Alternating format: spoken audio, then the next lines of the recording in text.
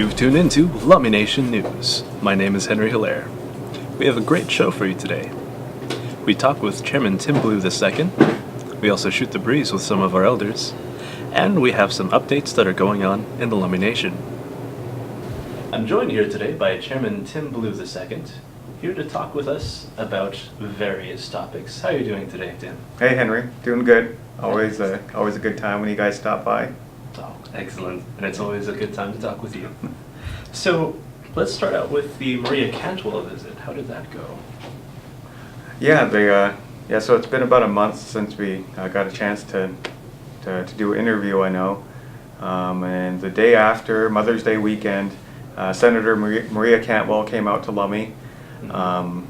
She spent the better part of a day, almost a full day, taking a tour of the reservation, hearing of our issues. So we got to hear some of the stuff she was doing.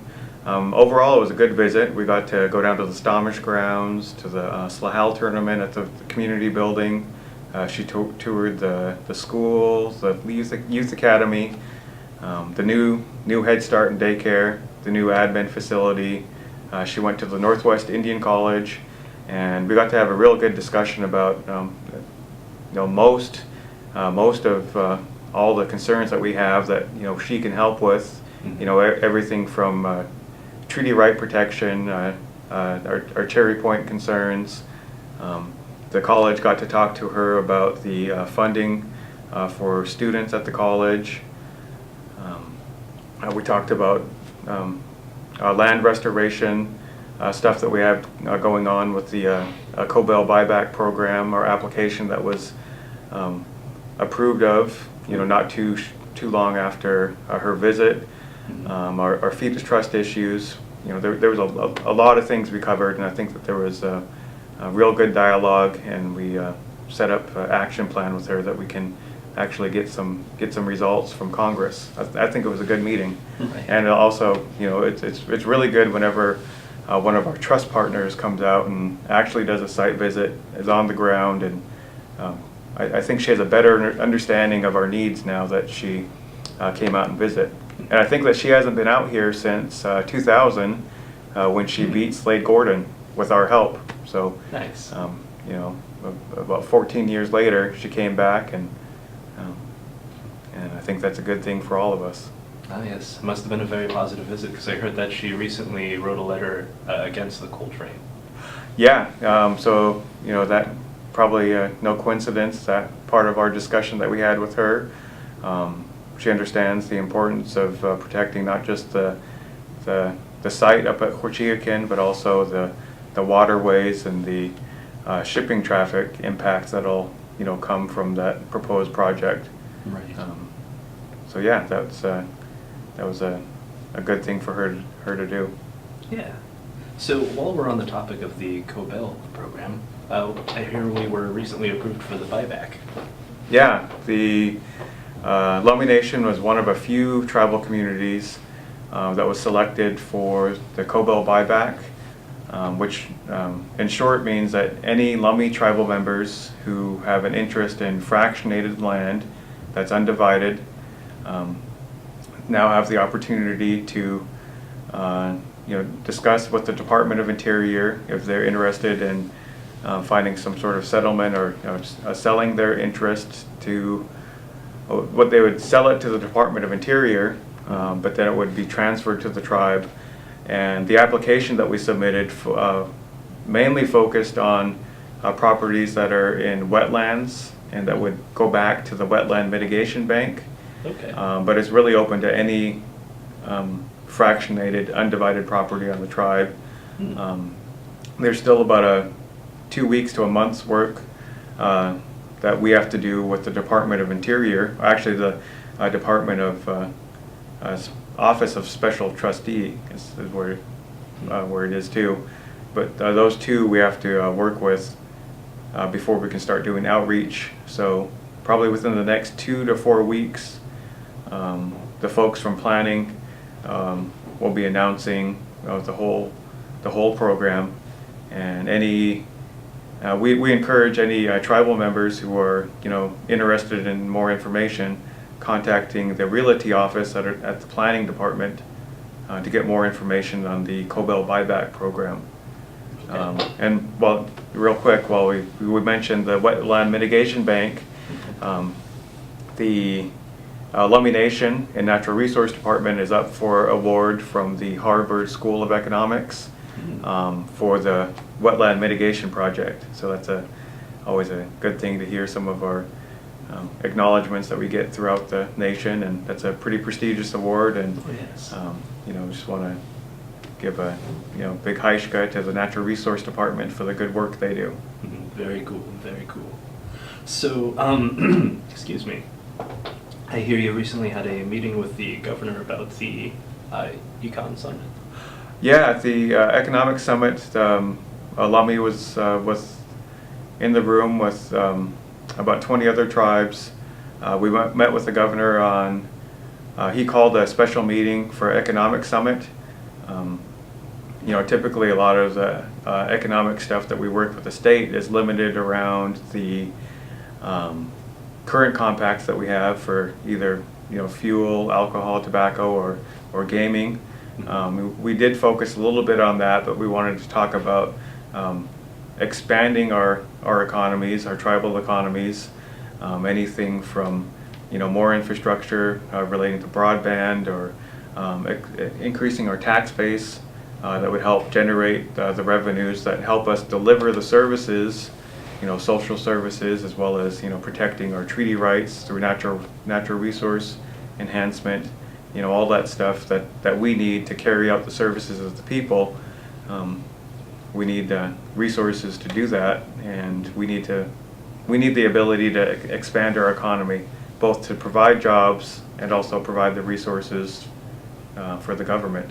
So it was a good first step, and I think that the Department of Revenue had some good action plans, and from that meeting, the Lummi Nation is going to be participating in a working committee with the Department of Revenue on growing our economy.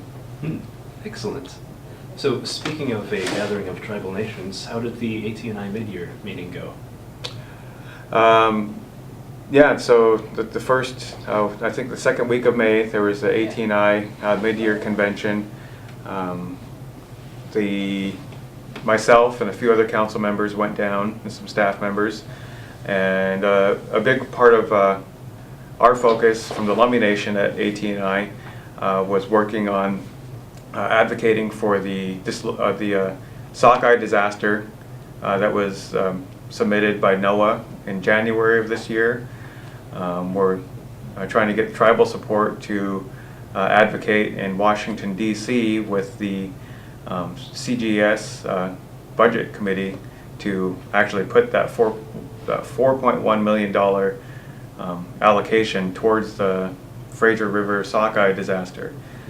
So even though NOAA declared the disaster, we now need to go fight at Congress to actually get the disaster funded.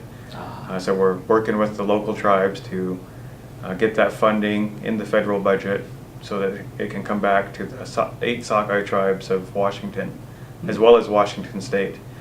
Also, the Magnuson-Stevens Act is something we've been working on, and a small part of the MSA authorization is we're trying to get a push at the federal level to get our natural resource enforcement officers federally deputized to regulate federal fisheries such as halibut.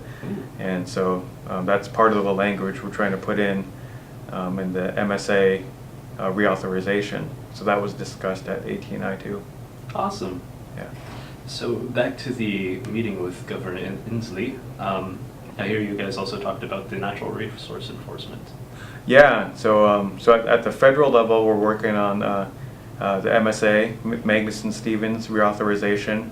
At the state level, we do have some concerns with some potential breach of jurisdiction between state enforcement officers, where our natural resource officers are capable to regulate our fisheries, and there's been a list of incidents over the last 3 to 5 years that we have some concerns over. And we just started the conversation with Inslee's office on finding some resolve and really being proactive, trying to make sure that our fishermen are safe in the upcoming sockeye. It's supposed to be a banner year. Hopefully it's another banner year this year. Mm-hmm. So we want our fishermen to be safe while they're actually practicing our rights, and also want to protect our halibut fishermen next year and the next season. Mm-hmm. So we started that conversation at the governor's office, and they were receptive. And it's probably going to take another 3+ months, but we started it just for our tribal members. Excellent. So while we're on the topic of natural resources, I hear the Reef Net fishery is going to have a meeting, and we'll be seeing that popping up soon. Yeah, so last year we held one day of Reef Net fishery. The council saw it fit that we should continue that practice, being that is a technology that that we were gifted by our Creator. The Lummi people are the ones that originated that technology, and it's really the hope of the council that one day that our entire CNS fishery that we put into cold storage to share with our people comes from the Reef Net, the Schwalla. So this year we're going to have another Reef Net fishery. The Natural Resource Commission in mid-June should actually have a range of dates that we can have the fishery. So we don't have those dates yet. Okay. We were targeting June 24th and 25th, the early Stewart run. It might be sometime around there, but either way, there is going to be a Reef Net fishery this year. The Reef Net crew is being headed up by Troy Olson and Matt Ballew, and they're welcoming. They're going to be getting the gear ready at the Stomach grounds, just as they did last year, and they welcome any tribal member who wants to come out, help put the gear together. To if they see them down there at the Stomach grounds, stop by, help them out. It should be a good time, and we look forward to a successful season. Excellent. Speaking of the Stomach grounds, I hear Stomach is coming up very soon. Yeah, see, Friday the 20th, same day as Northwest Indian College graduation, will be the first day of war canoe races, but that's not the start of Stomach Week. That Monday, there's going to be a list of events the whole week. There's the Stomach pageant on Wednesday. Community Day is Thursday, the 19th. There will be a carnival open to the community. Look forward to seeing all the community members down there. I haven't heard yet, but usually Commod Squad usually hosts a lunch or dinner down there. They're always doing something good. Yeah, it's going to be I encourage the tribal members to watch out for the Astongus Watch or look for the Squall Quall article. There's a list of a lot of events Stomach Week. Oh yes. I know Quina Mile is usually Stomach Thursday. We changed that to July 12th. And for any tribal members, for what it's worth, there's a challenge going on between the chairman's office and treasurer's office, and so each one of us is a challenge to one of the staff members. So that's going to be a lot of fun. I predict the chairman's office is going to win. Of course. So speaking of graduations, there's going to be a lot coming up in the next few weeks. Yeah, last night the Lummi Nation school had their high school graduation. It was a good event. A lot of community members went out, supported our students, supported our future. Thank you to all the staff that helped put on the graduation, and more importantly, congratulations to the graduates. I know tomorrow is the Ferndale graduation, and throughout all the schools, I think the number I heard was 41 graduates graduating from high school. So congratulations to all of the high school graduates. And today, Friday, is the high school class of 2027 I know that the Head Start graduation is today, so big congratulations to the families who have kids graduating from Head Start. We look forward to the class of 2027. And also, as mentioned, the 20th is the Northwest Indian College graduation. I know that they've grown into a program that has four-year bachelorate degrees. So look forward to all the college graduates coming out of Northwest Indian College, as well as any other Lummi graduates who are graduating from another university. Our hands go out to you for making a better future for us, really rebuilding this great nation. Excellent. So speaking of children, could you give us an update on children welfare? Yeah, over the, that's probably, in all honesty, my experience serving the people as chair has been, been very rewarding. I think a lot of my work that I'm trying to do is based on the experiences that I had. Everything from being a father, husband, fisherman, participating in all the different aspects of our tribal community, our tribal way of life, as well as everything from fishing, fireworks, to everything else that we can do as Lummis. I had the least experience with the child welfare system, so that's just being honest. And over the last 3 years as a council member, watching and participating in the process, and hearing of some of the struggles of our families, trying to reunite our families. There's been a lot of work over the last 5 years in making that happen. And over the last year, I think that the council has probably dedicated maybe the most time ever to that issue, which is good for the community. We're not coming. I know that the results aren't coming as fast as we want, but this has been an issue that's been with us for a long time. And the message that I can carry from the council to the community is we're in it for the long run, and we're committed to improving the services of the child welfare program for the community. Probably half of the time at the council table has been dedicated to that issue, this last 3 months. And we're having a special retreat specifically on that issue, this upcoming week. And we really want to set a good vision of what it is we want our children's services program to be, and that'll help guide, if needed, reorganizing the structure of the program, as well as what policies need to be amended or written to best deliver a healthy family. The last council meeting, even further back, over this last year, we expanded the program. There's more employees there to better service and manage the cases.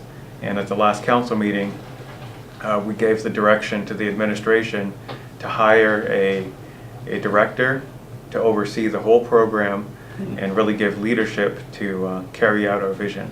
So a lot's being done with children welfare services, and we just want to reiterate that we're committed to improving the services, because families are important.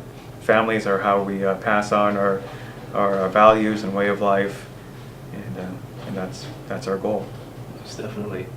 Well, thanks again for talking with us, with all the good words and the fantastic updates. Aishka. ACM. Thank you.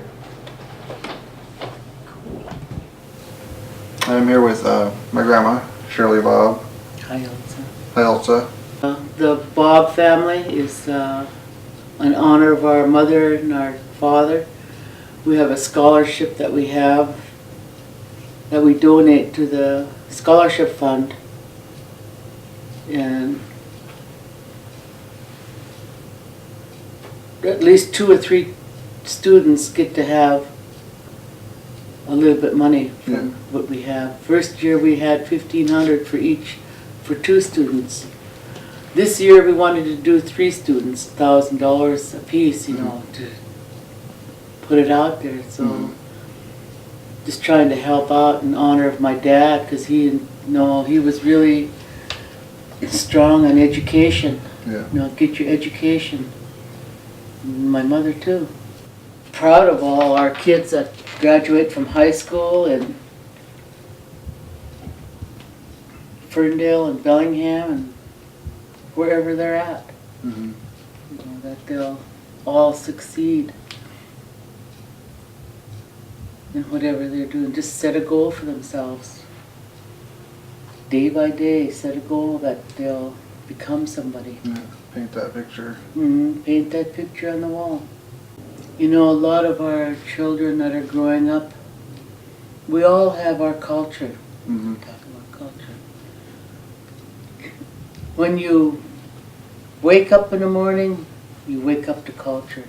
You go to bed at night, you have that culture in your mind. You live the culture from the time you're born. Each family has their own way of bringing their children up, and we're losing it. Mm-hmm. We're losing it. We're losing the culture. That's why we need to get the language into the schools. It's really sad that we have to teach it. We should have been raised with it. Yeah. That's why I wanted it started here at Early Head Start, to get it instilled into the mothers and the babies while they're carrying, that they talk the language, because it's proven that they can learn fast if they hear the language in the tummy. When they're growing up, they're going to remember what they heard. I know, because Carson and Cyan are like that. Their mom can talk to them in English, in language, and they understand what she's saying. Yeah. And they thought that my granddaughter was having speech problems.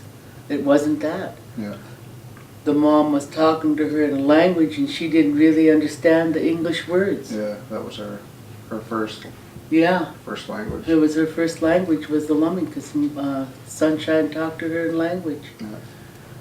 And they were going to put her in speech therapist. I said, I don't think so. I said, she's got 2 languages. Her first is the Lummi language. And they finally realized that that's what it was. That Sunshine's really good at raising her kids. Mm-hmm. Sunshine and Johnny. But that's what I really believe, is that we need to get our language into the homes. Yeah. The culture, because you have to have your language in order to go on with your culture. Yeah. Language and culture go together. Everything's just becoming too modern, I guess. It is. We're losing it. We're losing everything. It's just so sad. I wish we could just get the young kids to really believe in themselves and really want to learn it and say, hey, this is great. I can talk my language. Yeah. You know, I want to teach my child. As young as they are, we got young kids that are growing up that need it, that have children. Mm-hmm. You keep themselves busy. They learned how to gather, they learned how to do baskets, they learned how to do gathering of fish and berries and cedar, all kinds of stuff that they need to learn. Go out in that wilderness and learn about it. Yeah. Find an elder, go talk to an elder and talk to them. Find out what they can do to learn about their culture. We're lost. Yeah. We're really lost. It's so sad. One of my favorite some words that I heard a while ago at a gathering was that all of our teachings, that they're still there, or like they're not lost, I guess you could say. Mm-hmm. They're just there. We're just not using them. That's true. Yeah. We have to want to use it. Yeah. We have to want to instill it into our children, our babies. Yeah. So I want you to start doing that with your Mhm. kids. Start learning that language and teaching Marky and the new one. Mhm. It's going to be, you'll see a difference. Mhm. And we can't lose it. We just can't lose it. No, even if you just say a few words to them, Yeah. you know, Annette Tatchell, come here, Yeah. you know. Nawheelan Siam, come in, my friend. Or Nawheelan Nunana, come in, my child. Thanks again for tuning into Lummi Nation News. Don't forget to be a friend to us on Facebook at www.facebook.com/LummyCommunications. I've been Henry Hilaire. Haishka.